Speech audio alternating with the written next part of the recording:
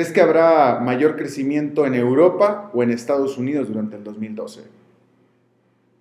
Creo que la situación en Europa va a ser claramente de un crecimiento negativo. O sea, la economía europea yo creo que va a decrecer el año que entra, aun si todo sale bien, debido a la enorme contracción que vamos a ver del crédito bancario por la bajísima capitalización que tienen los bancos comerciales de Europa.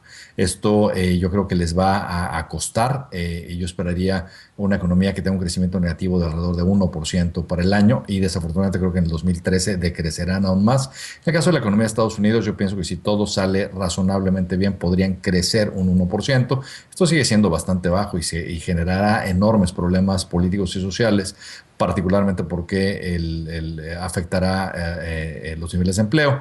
Pero sin duda, si tuviera que escoger entre una y otra, creo que claramente Estados Unidos está en mucho mejores condiciones para crecer, entre otras razones porque tiene una banca mucho más capitalizada que la europea a raíz de los programas que hicieron como el TARP para adquirir activos en problemas de los bancos, lo cual les inyectó como 700.000 millones de dólares. Así que eso reflejará en mayor abundancia de crédito y probablemente en mayor crecimiento.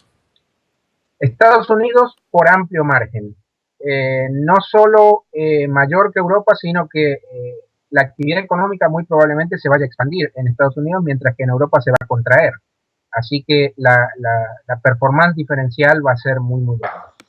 Sin duda alguna en Estados Unidos, Alberto. Estados Unidos está, la verdad, está creciendo de una forma bastante impresionante. El cuarto trimestre nosotros esperamos en Bultic que muestre una tasa de crecimiento por encima del 4% y eso te va a dar un impulso importante entrando al 2012, asumiendo que hay un arreglo político entre republicanos y demócratas para la extensión de la disminución de impuestos y que Europa no explota del todo. Pienso que hay suficiente dinámica, suficiente inercia, digamos, para que Estados Unidos continúe creciendo bastante bien. Europa, por el otro lado, aparte de Alemania y quizás Francia, siento que el resto de Europa está en una situación claramente de recesión, ¿no? Estados Unidos, en nuestras perspectivas en IDEA, es de que la economía va a crecer quizás un 2% en el año 2012.